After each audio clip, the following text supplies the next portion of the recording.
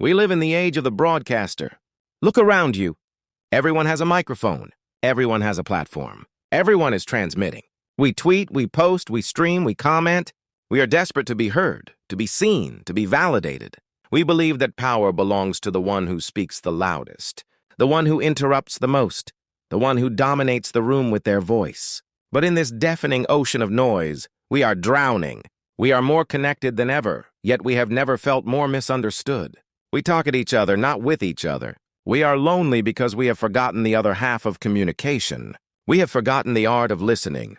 Today we are going to explore a counterintuitive truth in a world where everyone is shouting. The most powerful person in the room is the one who is silent, the one who listens. This is not about just hearing words while you wait for your turn to speak. That is not listening, that is reloading. We are talking about deep listening, a strategic, spiritual, and intellectual act that can heal relationships, unlock genius, and transform your reality. To understand this lost art, we will walk with the four greatest masters of the human spirit: Socrates, Buddha, Confucius, and Jesus. They teach us that listening is not an absence of action. It is the highest form of action. Let us begin with the intellectual listening of Socrates. Socrates was the smartest man in Athens. Yet he wrote no books and gave no sermons. He did not stand on a podium and lecture. He walked into the marketplace and he listened. He asked questions. Socrates understood a profound truth. The human mind is like a cup. If it is already full of its own opinions, arrogance, and assumptions, you cannot pour anything new into it. Most of us walk around with full cups. We enter conversations looking for confirmation of what we already believe. Socrates practiced the art of the empty cup. He listened not to win an argument, but to discover the truth. He called himself a midwife, someone who helps others give birth to their own ideas. The execution here is curiosity over judgment. When you are in a meeting or an argument, notice the urge to interrupt. That urge is your ego trying to protect your full cup. Suppress it. Channel Socrates. Ask, why do you think that? What do you mean by that? By listening to understand. Rather than to respond, you disarm your opponent. You turn a battlefield into a classroom. You gain data that the talkers miss. The Socrates listener wins because they understand the terrain better than anyone else. Next, we move to the compassionate listening of the Buddha. The Buddha taught that the root of suffering is often isolation. We feel pain, and we feel that no one understands that pain. In Buddhism, there is a figure named Avalokiteshvara, which translates to the one who hears the cries of the world. Buddha teaches us that listening is an act of healing. Think of a time when you were truly hurting. Did you want advice? Did you want someone to fix you? Did you want a lecture? No. You wanted someone to witness your pain. You wanted someone to hold the space. Modern psychologists call this holding space. But Buddha knew it 2,500 years ago. Most of us listen with a fix-it mindset. Someone tells us a problem and we immediately jump in with a solution. You should do this. Why didn't you do that? This is not listening, this is controlling. To execute the Buddha's listening, you must practice non-interference. When a friend, a spouse, or a child comes to you with a burden, imagine you are a mirror. A mirror does not judge the image. It does not try to fix the image. It simply reflects it back with perfect fidelity. You say, I hear you. That sounds incredibly hard. I am here with you. By simply validating their existence and their pain without trying to change it, you perform a miracle. You drain the poison of loneliness from their soul. Now, we turn to the social listening of Confucius. Confucius was a master of harmony in human relationships.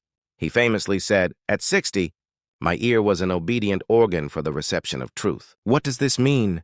It means he had trained his ear to hear, not just the words, but the subtext. In every conversation, there are two tracks. Track 1 is the words being spoken. Track 2 is the emotion, the intention, and the context hidden beneath the words. Confucius teaches us to listen to the silence between the lines. In the corporate world, or in family dynamics, people rarely say what they mean. A boss says, I'm fine with the delay, but his tone says, I am disappointed. A partner says, do whatever you want, but their body language says, please care about me. The Confucian execution is auditing the atmosphere. Don't just listen to the audio, read the room. Look at the eyes. Listen to the pitch of the voice. Notice what is not being said. The master listener hears the anxiety behind the arrogance. They hear the fear behind the anger. By responding to the subtext, not just the text, you navigate the world with a wisdom that seems almost psychic. You become the person who just gets it. Finally, we look to the spiritual listening of Jesus. For Jesus, listening was an act of love and inclusion. In his time, society had strict hierarchies. The Romans, the religious leaders, and the wealthy did the talking. The poor, the sick, and the outcasts were silenced. They were invisible. Jesus constantly flipped this dynamic. He stopped for the blind beggar. He listened to the foreign woman. He dined with the tax collector. His phrase, "He who has ears, let him hear," was a radical call to pay attention to the marginalized. Listening is the ultimate form of validation. When you truly listen to someone, especially someone who is usually ignored, like a junior employee, a service worker, or a quiet child, you are telling them, you exist, you matter, you are made in the image of God. The execution here is the golden silence. In a conversation, give the other person the gift of your full, undivided attention. Put the phone away. Turn your body towards them. Look them in the eye. Treat them for those 5 minutes as the most interesting person on earth. This kind of listening creates deep loyalty and trust. It is the foundation of charisma. People will forget what you said, but they will never forget how you made them feel when you listened to them. So how do we execute this in our chaotic, noisy lives? How do we become islands of silence in a sea of noise? Here is your protocol for the art of listening. First, apply the 3-second rule. When someone finishes speaking, do not answer immediately. Wait for 3 seconds. In that silence, 2 things happen. 1, you digest what they actually said. 2, they often continue talking and reveal something deeper. The gold is often found in the pause. Second, practice looping. Before you share your opinion, repeat back what you heard. So what I'm hearing is that you are frustrated because this is the Socratic check. It proves you were paying attention and clears up misunderstandings before they start. Third, listen for the iceberg. Remember Confucius. Assume that the words are just the tip of the iceberg. Ask yourself, what is the emotion driving this statement? Respond to the emotion, not just the logic. And finally, listen with the heart of the servant. Remember Jesus and Buddha.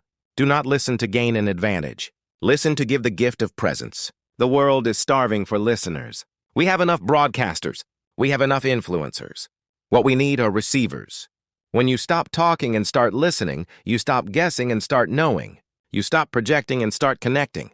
You become a sanctuary for others. And in that silence, you will find that you don't lose your voice. You find it. Because the one who listens best, eventually, is the one everyone wants to hear. Stop broadcasting. Start receiving. The power's in the silence.